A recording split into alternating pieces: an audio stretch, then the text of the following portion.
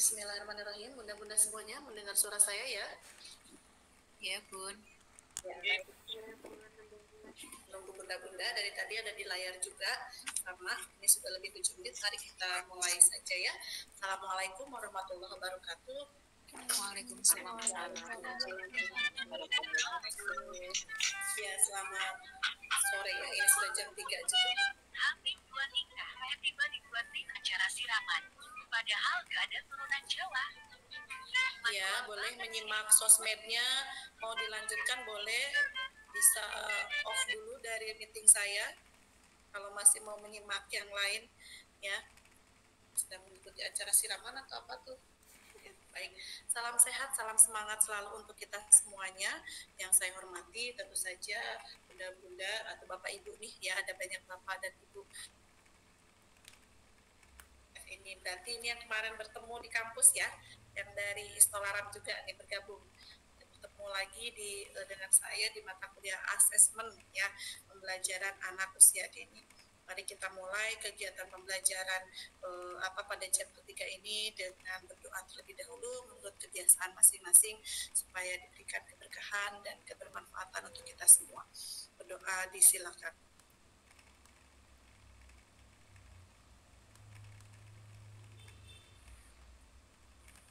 Ya, berdoa cukup.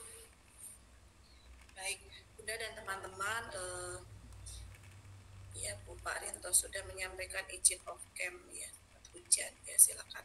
Di saya di Semarang ya, khususnya di Punggaron Lor, ini justru alhamdulillah seharian ini panas menyengat ya, panas luar biasa gitu.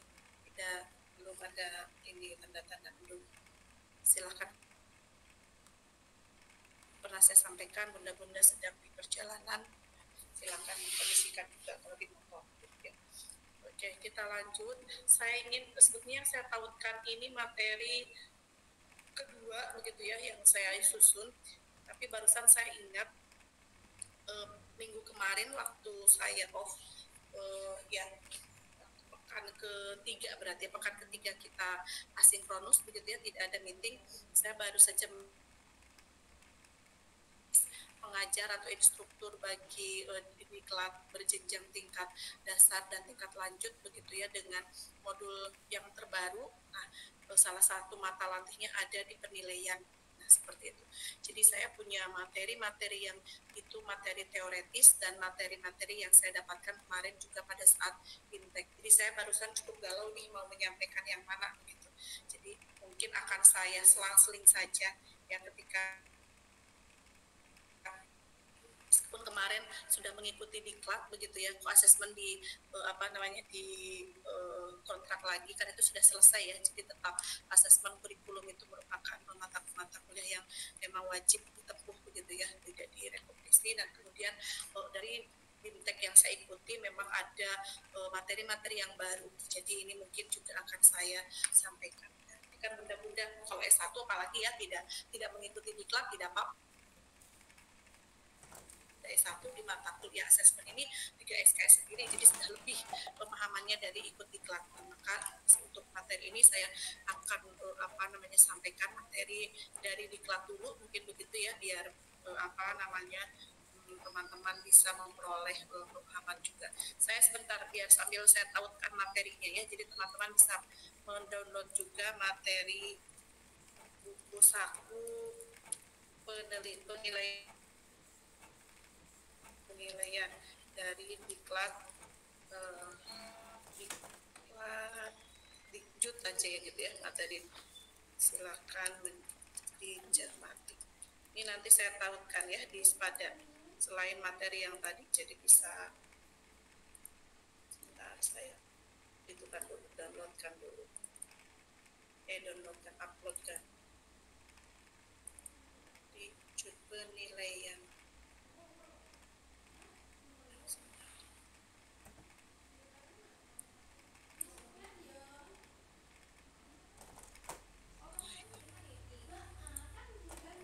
Penilaian. Bentar ya. Oke. Ya, kamu lah kan tapi Miss Kunal kayak sing gambar lebah. Aku kan lebah mah. Ya. sudah saya tautkan. Jadi kalau bunda-bunda mau tulis padat tapi tidak untuk disebarluaskan ya, karena khusus yang tadinya kan mengikuti diklat, bunda-bunda kalau boleh itu menjadi konsumsi pribadi saja gitu ya. Karena ini kan buku saku dari mungkin nanti kan untuk mata latih diklat gitu. Sudah dibuka, saya pun akan share screen. Kita kembali kemarin kan masih di materi saya terkait konsep-konsep awal ya, bagaimana bunda-bunda saya berikan gambar gitu terkait profil yang guru yang melakukan penilaian secara berantakan, kemudian gambar atau bagian sistem pembelajaran gitu, itu kan masih secara umum. Kemudian istilah-istilah, kenal dengan istilah-istilah yang melingkupi penilaian ya, baik itu ada tes, ada penilaian, ada pengukuran, nah seperti itu ya, itu bisa menjadi pemahaman awal. Nah ini sebentar saya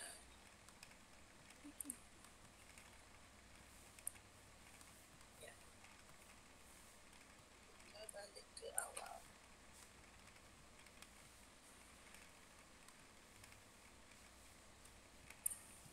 Tentu saja juga tidak akan selesai satu hari ya gitu, tidak akan selesai satu pertemuan. Nah ini ya, jadi harapannya di mata latih atau di materi ini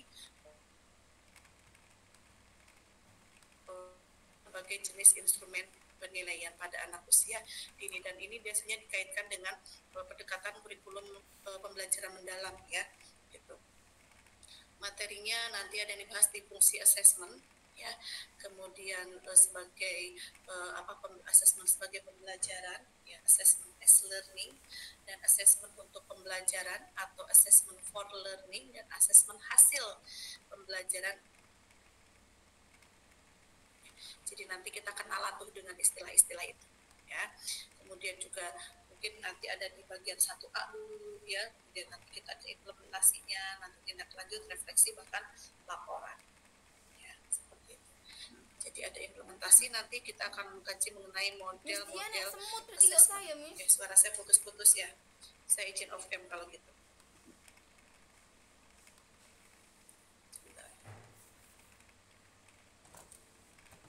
Lagi dengan jelas ya.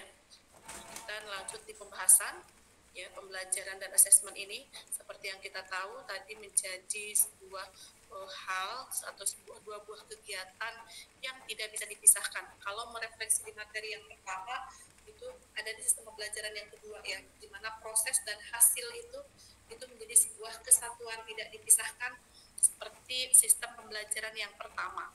Ingat ya, gitu. Nah, ini keterkaitan ya antara pembelajaran dan assessment. Maka sebetulnya bagaimana perencanaan pembelajaran ya, bagaimana kemudian proses pelaksanaannya, dan bagaimana juga assessment ini merupakan satu rangkaian atau sebuah siklus. Ya. Nah, setelah di sini nanti akan menghasilkan bagaimana refleksi dan umpan balik gitu. Ya, jadi assessment tidak bisa berdiri sendiri, perencanaan juga tidak bisa sendiri gitu ya. Mengontrak atau mengikuti mau diperbesar sudah ya, baik ini ya, nanti teksnya saya bolak-balik saja. Nah, ini tadi yang saya maksud sebagai sebuah siklus ya, mulai dari proses perencanaan pembelajaran, kemudian proses pembelajaran itu kan semuanya adalah rutinitas harian bunda-bunda ya, gitu, yang dilakukan di kelas ya, setiap hari, bahkan setiap minggu, setiap bulan, di tahun ajaran, mulai dari menyusun kurikulum ya sampai yang lebih operasional ya, yang lebih operasional masuk di perencanaan baik itu modul ajar dan RPP-nya kemudian dilaksanakan. Dari keseluruhan rangkaian inilah refleksi dan umpan balik juga menjadi lingkaran kuat. Oh, apa yang terjadi di perencanaan, ternyata saya saat merencanakan terlewatkan ini. Oh, teknologinya kemarin media YouTube-nya kurang relevan untuk anak usia dini gitu. Nah, maka direfleksi. Saat pelaksanaannya ternyata raga main ini tingkat kesulitannya kurang berarti. Ya anak-anak sudah sangat mudah untuk melakukannya gitu. Jadi nggak lama nih misalnya. Kebalikan sulit banget gitu. Jadi jangankan misalnya anak-anak dulu juga kerepotan gitu. Nah, kemudian nanti ya bagaimana nih asesmennya ketika proses pembelajaran ya Bu Khalifah silakan ketika proses pembelajaran ini berlangsung, saat itu juga bunda-bunda akan mengamati setiap capaian baik tumbuh kembang anaknya, ya keterampilannya melalui asesmen ini dengan nanti misalnya berbagai atau beragam teknik yang kita akan kenalkan, ya seperti itu. Nah ini keterkaitannya, nah, kita coba cermati ke teksnya, ya khusus di asesmen sebagai bagian dari topik mata kuliah kita, ya asesmen dalam pembelajarannya ini memiliki 3 fungsi utama. Jadi secara umum gitu ya, asesmen dalam pembelajaran ini memiliki 3 fungsi. S-learning ya, ini seperti asesmen untuk refleksi diri ya, refleksi diri peserta didik dan refleksi proses pembelajaran yang membantu nanti murid belajar menjadi pembelajar aktif dan mandiri gitu ya. Jadi asesmen as learning ya, asesmen bagian dari pembelajaran, S itu sebagai ya, asesmen sebagai pembelajaran. Ada juga ya, yaitu asesmen untuk membantu guru memperbaiki proses pembelajaran gitu. Dan assessment of learning untuk menilai capaian pembelajaran murid pada akhir pembelajaran. Itu kalau di jenjang SD, jenjang yang lebih tinggi itu ulangan, ujian tengah semester, ujian sumatif begitu. Ya, itu assessment of learning. Jadi assessment untuk kalau tadi kayak misalnya di assessment awal nih ya, assessment as learning, assessment tadi for learning itu assessment yang kita lakukan selama ini, nah itu checklist ya, hasil karya gitu, itu bagian dari proses pembelajaran itu sendiri. Nah ya, untuk penguatan pemahaman tentang hubungan ini mari kita lihat infografik begitu ya. Nah di sini nih infografiknya.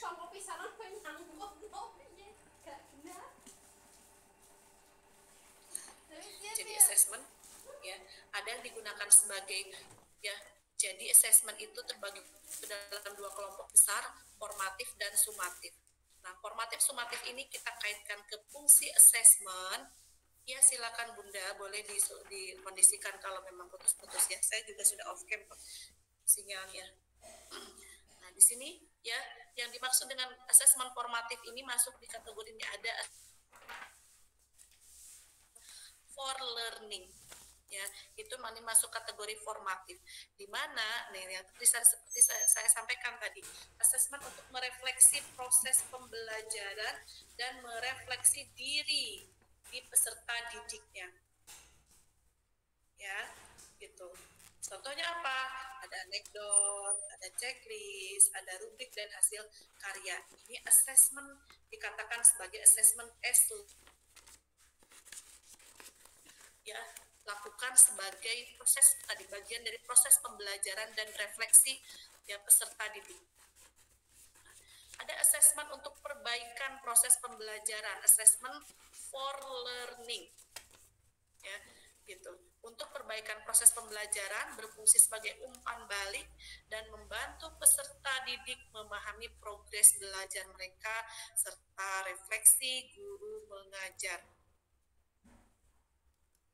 Portofolio, nah itu assessment for learning ya, jadi nggak kebalik ya gitu. Dan assessment of learning tadi assessment yang nanti mengukur CP ya, kalau dulu STPPA-nya begitu ya, kalau sekarang mengukur CP-CP-nya ya, nanti di akhir sesi begitu ya, di akhir tersebut sudah diberikan ya, sudah dipilih dan sudah dilakukan, kemudian bagaimana melihat sejauh mana ketercapaian TP ya terhadap CP, nah maka dilakukan assessment sumatif begitu ya. Tadi dengan menggunakan apa ya, checklist ya, anekdot, rubrik maupun portofolio. Ya, hubungan antara asesmen formatif dengan sumatif. Nah, kenapa tadi harus dilakukan si asesmen itu ya? Jadi dalam perencanaan asesmen guru nih kita semuanya bisa adopsi ya, bisa mengadaptasi atau bisa mengembangkan perencanaan asesmennya secara mandiri. Nah, ya, jadi kita ini atau bunda-bunda semua, Bapak Ibu ya, ada Pak Aris dan Pak Aris bisa melakukan perencanaan asesmen secara mandirinya. Nah, jika pendidik memutuskan untuk mengembangkan sendiri ya dari perencanaan pembelajaran, maka pendidik tersebut atau bunda dan bapak ibu semuanya harus membuat perlu merencanakan asesmen yang akan digunakan. Pertimbangannya apa? Ya, yang pertama tadi pertimbangannya bahwa asesmen diawali dengan penentuan tujuan.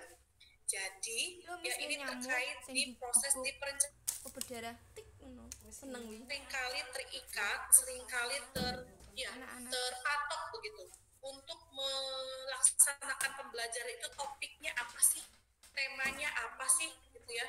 Jadi yang dipikir itu adalah temanya ya, padahal ya perencanaan yang baik berdasar dari mana Bun, berawal dari mana ketika kita menyusun perencanaan pembelajaran itu, topik yang dipilih atau yang lainnya, atau punya pemahaman lebih, berangkat dari mana? Kalau menurut saya dari hasil asesmen kemarin, Bu. Hasil asesmen kemarin. Oh, Bu Suparmi dari refleksi pembelajaran yang lalu. Oke, yang lalunya, yang kemarin berarti yang sebelumnya begitu ya. Oke, ada lagi? Bisa berdasarkan hasil refleksi, betul ya. Refleksi berarti nanti ketika kita sudah merefleksi masuk lagi ke dalam asesmen awal. Nah, betul ya. Gitu. Dan Bu Leni juga benar ya, berdasarkan tujuan pembelajaran. Tujuan pembelajarannya diperoleh dari mana? Dari asesmen awal, dari refleksi yang sudah dilakukan berdasarkan proses pembelajaran yang sudah dilakukan. Ya, oke, baik, benar semua. Ya, alhamdulillah berarti yang tergabung di 1F begitu luar biasa ya. Pemahamannya sudah, berarti bisa saya agak ngebut. Bu Zulfa benar ya, penilaian awal atau asesmen awal. Perencanaan asesmen diawali dengan penentuan tujuan pembelajaran ya, baik yang nantinya berfokus pada proses pembelajaran maupun pada ketercapaian tujuan pembelajaran itu sendiri. Ya, Pak Rohmat juga benar ya. Gitu. Baru setelah tujuan asesmen itu dirumuskan, ya, pendidik memilih dan atau mengembangkan instrumen sesuai dengan tujuan. Nah, ini instrumen penelitian itu harus dilakukan semuanya ya, harus dipilih semuanya. Nah, ini nomor 2 Bu, bisa dicermati ya. Jadi setelah tujuan asesmen dirumuskan, pendidik memilih dan atau mengembangkan instrumen sesuai dengan tujuan. Nah, jadi boleh memilih. Nah ya, tapi memilihnya lihat ya, antara lain karakteristik muridnya ya, kesesuaian asesmen dengan rencana atau tujuan pembelajaran dan tujuan asesmen tersebut.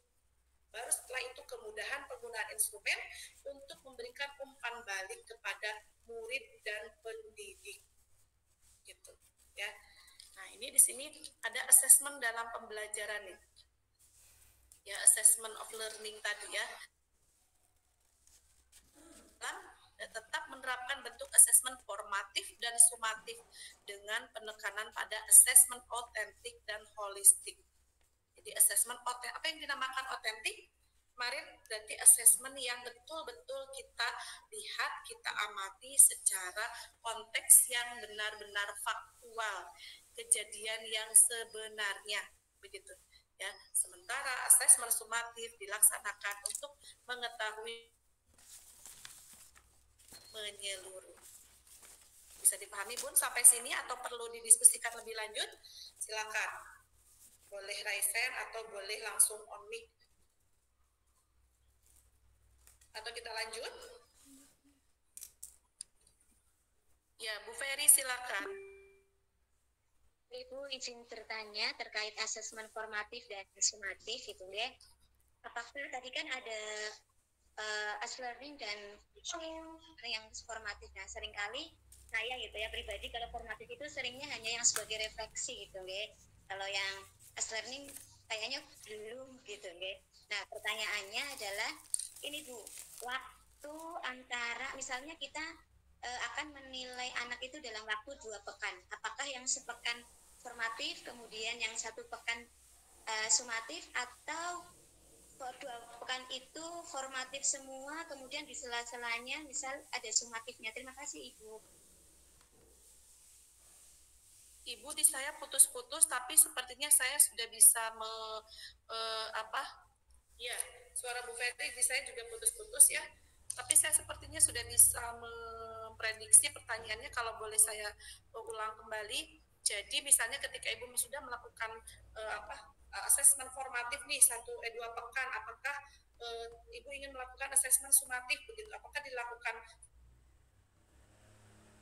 atau mungkin di jeda 2 pekan formatif, 1 pekan sumatif begitu ya?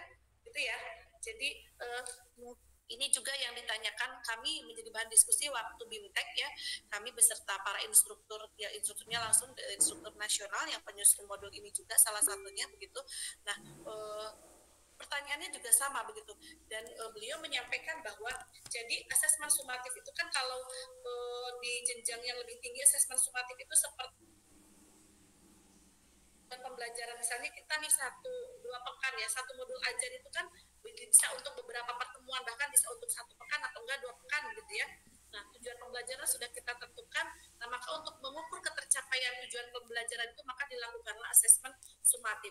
Jadi, asesmen sumatif itu dilakukan ketika ya tujuan pembelajaran yang sudah ditentukan itu sudah tercapai di dalam satu rangkaian perencanaan. Waktunya dokumen perencanaan yang disusun itu untuk berapa pekan ya. Nah, misalnya untuk 2 pekan nih perencanaan itu kan, kalau sekarang kan ya modul ajar atau perencanaan itu kan disusunnya 1 kali untuk misalnya 1 topik tema besar atau ya tadi untuk 1 tujuan pembelajaran ya, 1 rangkaian tujuan pembelajaran itu. Nah, itu maka setelah itu baru dilakukan sumatif gitu. Jadi jawabannya adalah ketika tujuan pembelajaran yang ditetapkan dalam 1 rangkaian dokumen perencanaan itu dilakukanlah asesmen sumatif. Sama seperti mungkin jenjang SD begitu ya, jenjang SD yang kalau sudah terpenuhi 1 tujuan pembelajaran ya meliputi 3 elemen itu, nah baru kemudian dilakukan asesmen sumatif misalnya dalam bentuk PH, penilaian harian, atau asesmen asesmen tema. Nah, seperti itu. Begitu Bu Vera, jawaban yang juga ditanyakan pada waktu kami mengikuti BIMTEK, atau juga ketika misalnya jadi TP-nya juga misalnya dikondisikan 3 pekan ya, 1 rangkaian TP itu 3 pekan, maka pekan keempat itu asesmen sumatif, maka seolah-olah seperti bulanan begitu ya. Jadi pekan ke 1, 2, 3 itu dilakukan ya seperti asesmen formatif lainnya dengan berbagai instrumen, maka asesmen pekan keempat itu dilakukan asesmen sumatif untuk melihat ya sejauh mana ketercapaian semua tujuan pembelajaran yang sudah dilakukan. Bisa dipahami. Lanjut Pak Rohmat, silakan. Ya. Oke, baik Bu Mila, mau menanyakan untuk menentukan tujuan pembelajaran untuk sebulan itu, apakah dari poin-poin tujuan pembelajaran itu apakah bisa kita bagi untuk dalam waktu 1 minggu itu, boleh nggak Bu? Umpamanya tujuan pembelajaran yang minggu ini menerapkan cara merawat lingkungan sederhana, kemudian di KTP-nya dapat menyiram tanaman secara mandiri dengan pengawasan. Apakah seperti itu boleh kita bagi-bagi ataukah bagaimana Bu? Atau melihat dari kondisi anak dalam pemahaman saat penilaian asesmen, kalau masih belum tercapai nanti minggu depannya kita pakai lagi, itu boleh ataukah gimana? Oke, pertanyaan yang bagus Pak Rohmat terkait dengan bagaimana cara menentukan tujuan pembelajaran ya. Nah, kita belum berangkat ke bawah ya,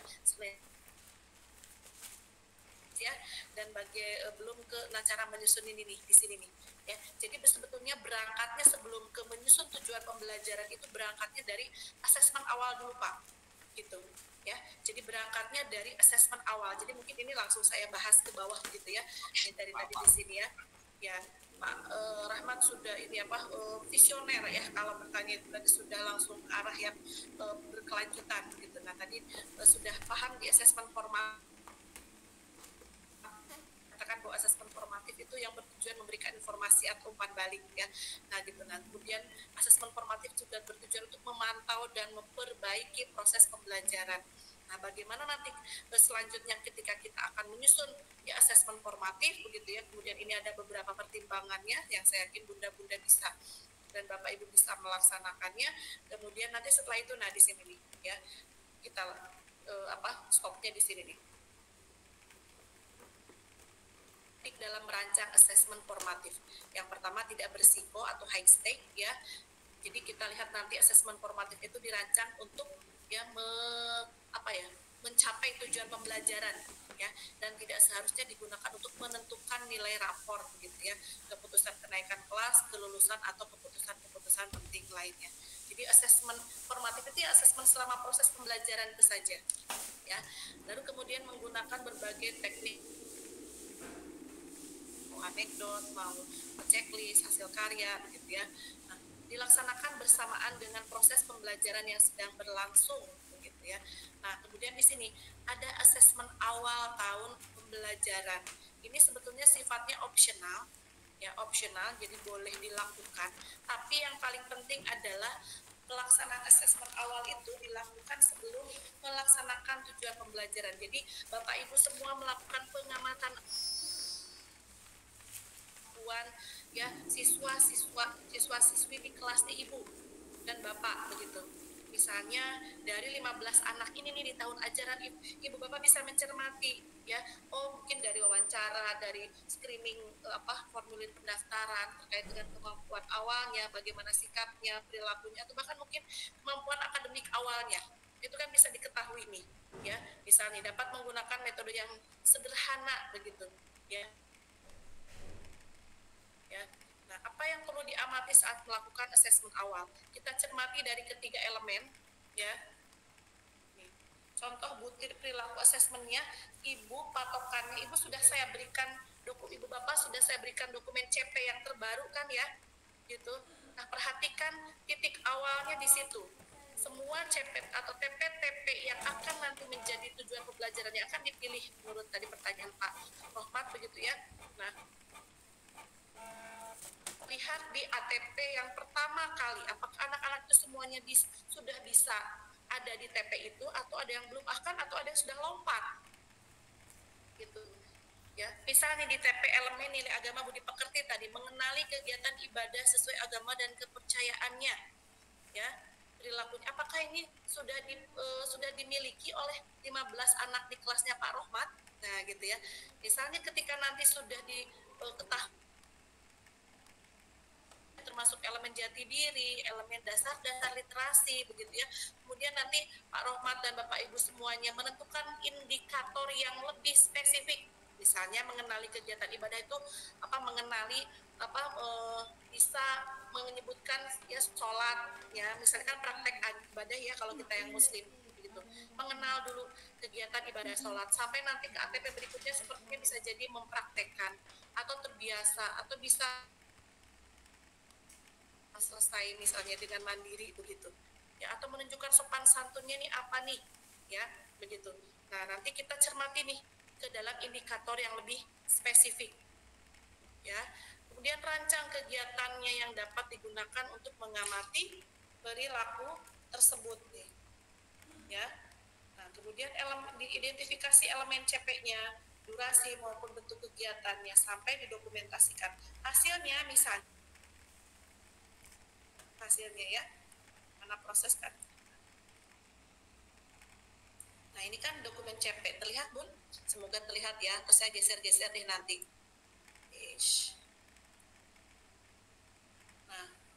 ini kan elemen CP-nya, ya. CP-nya nilai agama budi pekerti, TP-nya anak ikut serta dalam kegiatan ibadah sesuai agama dan kepercayaannya dalam kurung ini doa harian. Kita tunjukkan KKTP-nya, ya. Anak terbiasa membaca doa harian, KKTP-nya. Rencana kegiatannya ini sudah ditentukan, ya apa gitu ya, membuat kendaraan itu berarti nanti anak baca doa sebelum naik kendaraan misalnya gitu ya. Semuanya begitu. Ya. Kemudian nanti diketahuilah di sini hasil asesmen awalnya. Nah, maka dari hasil asesmen awal itu diketahui nih sudah 10 anak membaca doa harian dengan bimbingan, 3 anak membaca doa dengan mandiri.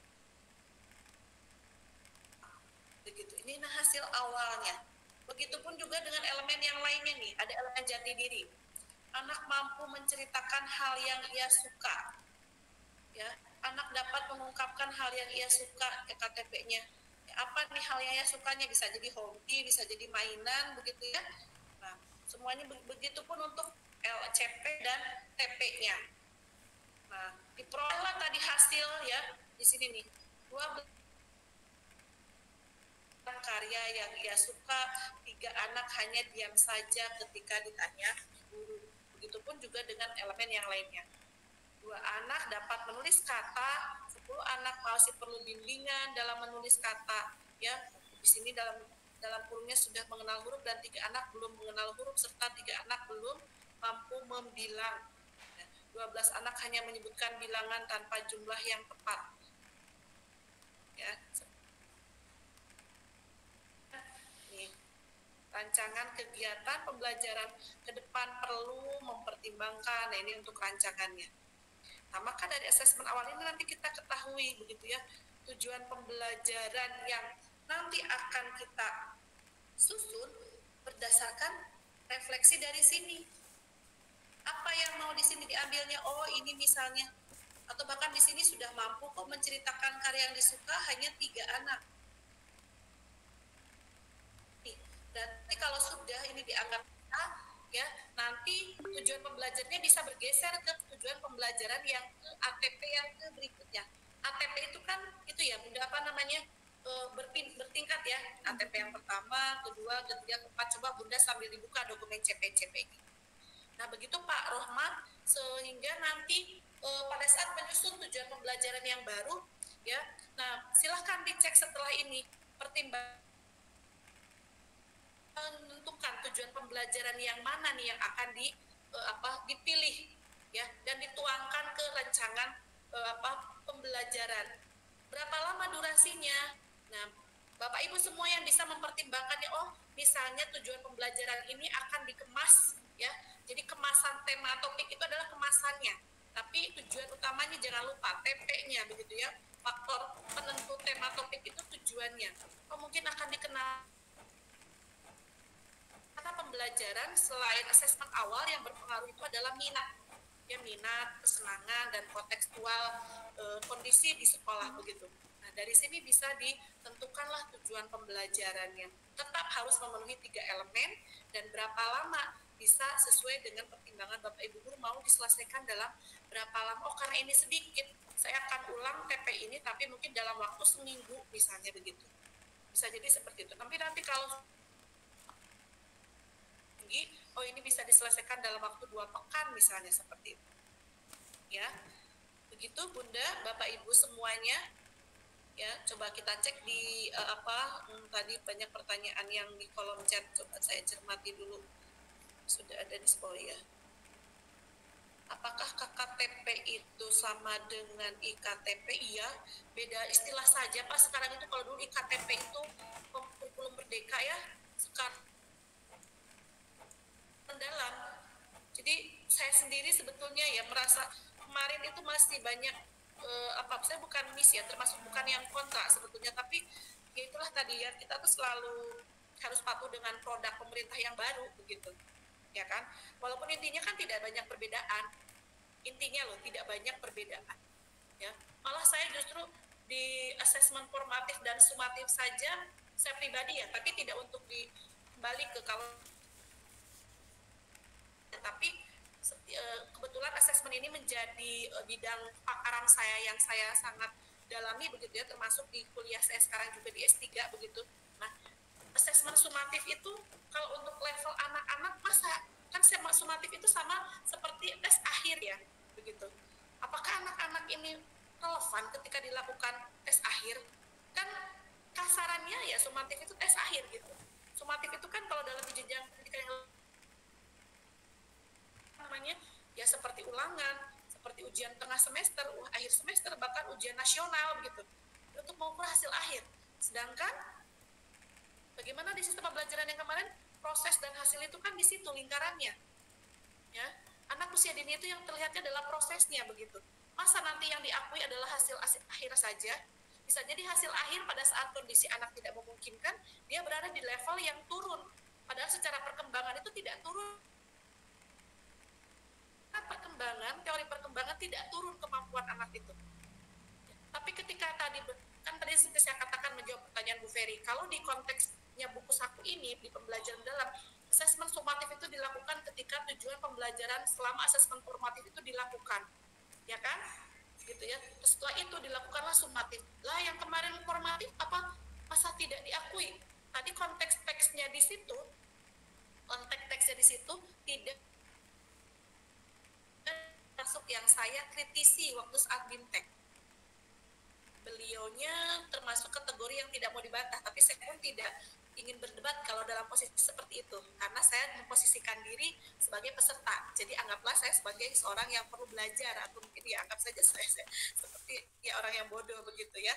Dibalik dengan konsep-konsep assessment yang sudah saya pahami, saya pelajari, saya sedang mendalami 60 jurnal internasional assessment itu ya, jurnal-jurnal internasional tentang assessment begitu ya, untuk ya tadi melihat bagaimana praktik baik assessment dilakukan di sana untuk kajian disertasi saya. Ya, kalau saya pribadi dari buku saku di sini ada beberapa hal yang saya miss begitu, yang belum ketemu kliknya. Berbeda dengan dulu kan 13 saya bisa mengikuti alurnya, jadi paparan-paparan saya sebetulnya tidak jadul sesuai kan 13, tidak, tetap saya ada apa yang saya dalami, salah satunya di bukunya Wortham The Assessment in Early Childhood Education. Alurnya sama, bagian pencatatan ya dengan berbagai teknik. Jadi tidak perlu dulu kita membahas mengenai ya, konsepnya tetap di assessment as learning, for learning, dan of learning. Tapi of learning itu kan menilai akhir.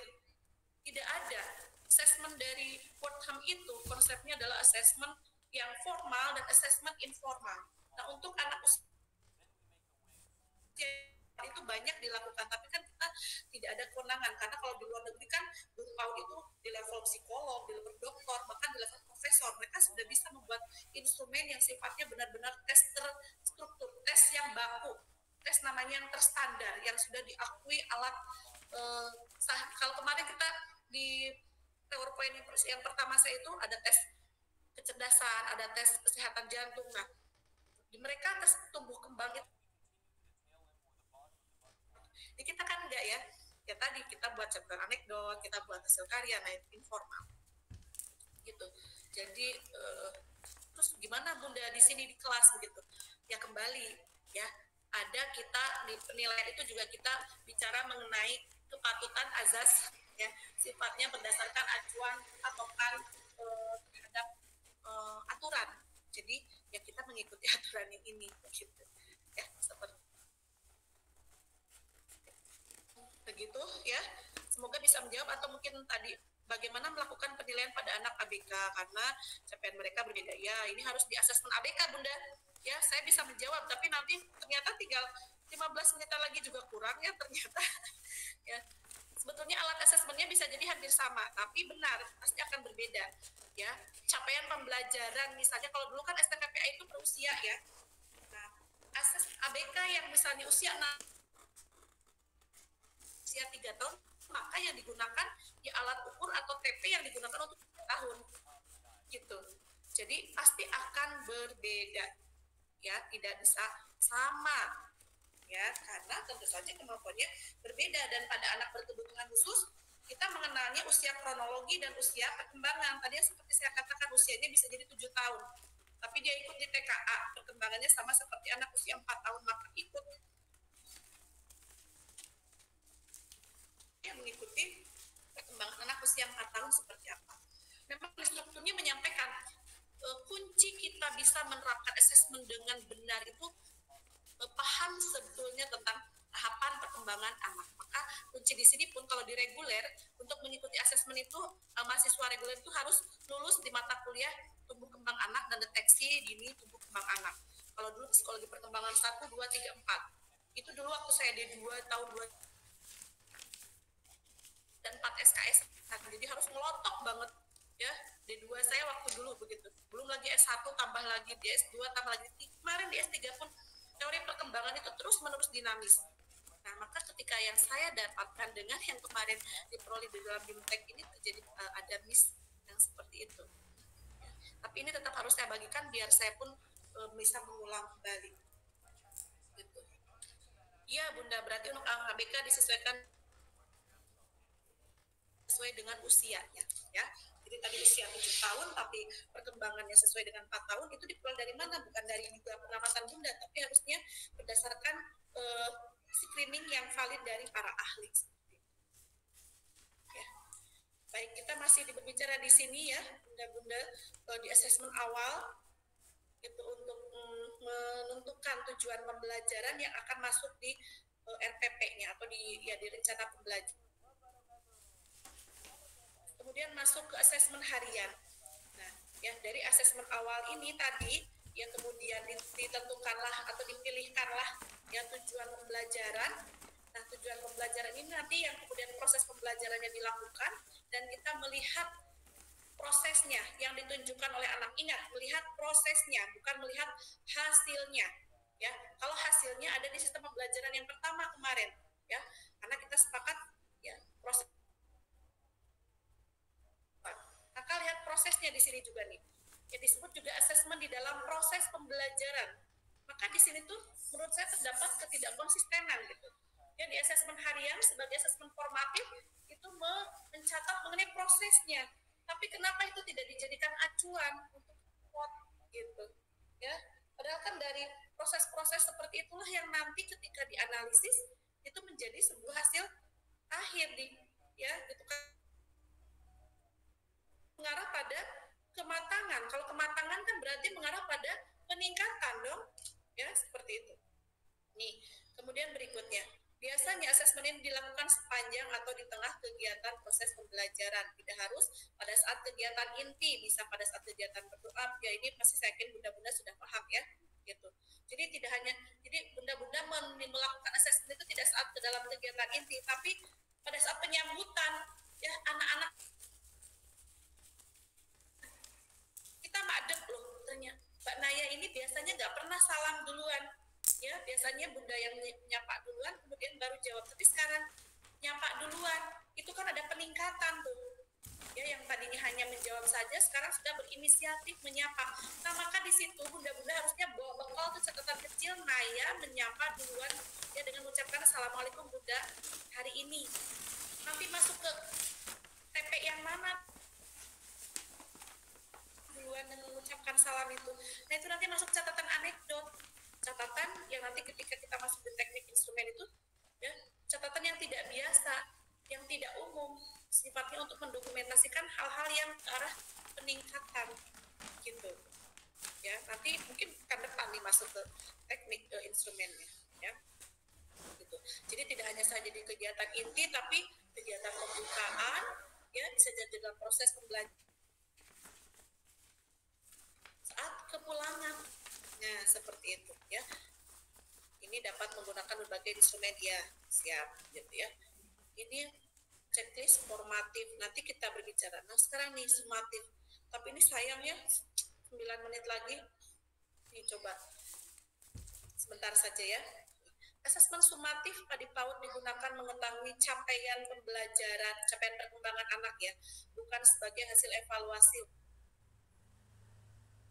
Memang ya karena kita tidak ada kenaikan kelas ya, mengetahui capaian perkembangan anak dan memastikan ketercapaian seluruh tujuan pembelajaran. Nah, dilakukan beberapa kali dalam satu semester ya, menjawab tadi pertanyaan Pak Sinten tadi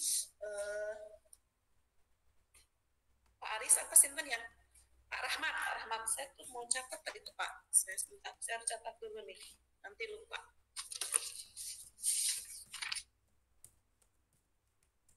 Di kelas 2F, Bu Feni dan Pak Rahmat ya tadi sudah saya catat.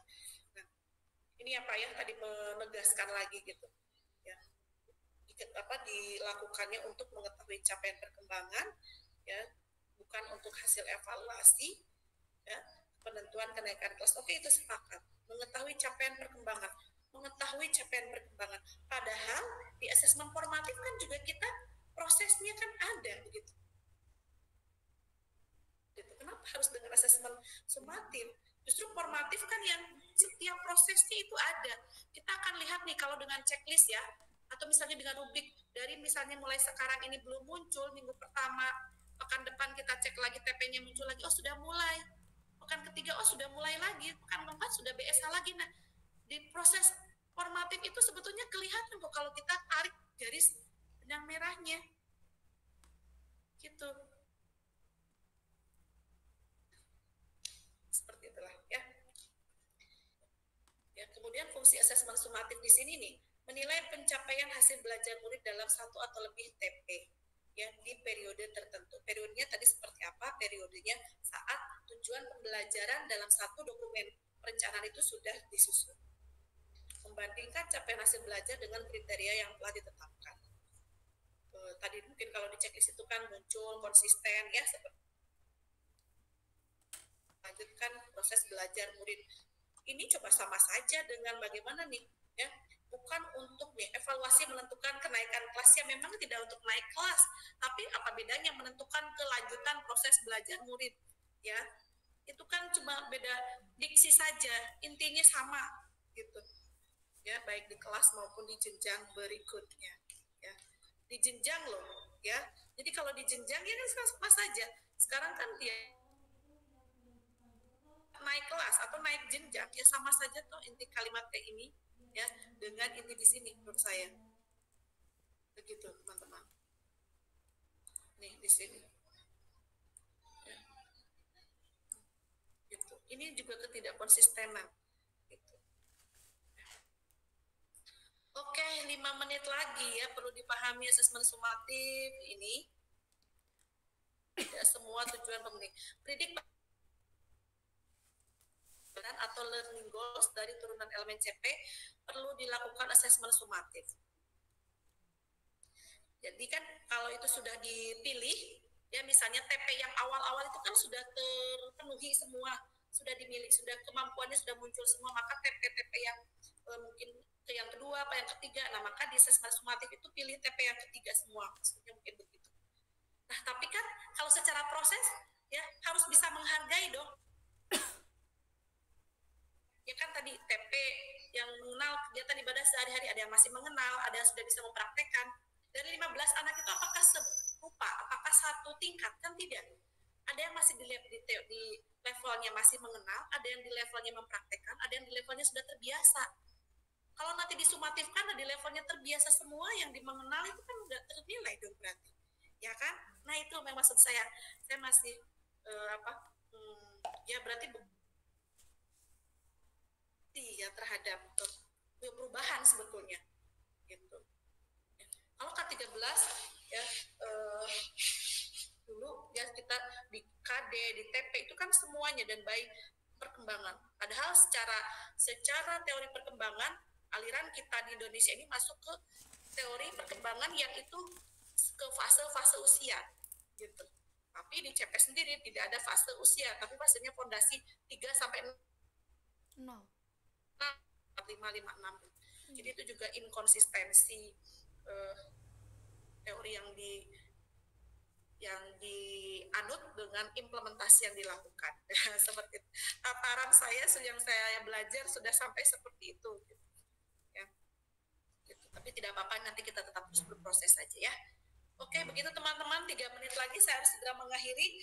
Pekan depan kita lanjut lagi ya, contoh-contoh dan langsung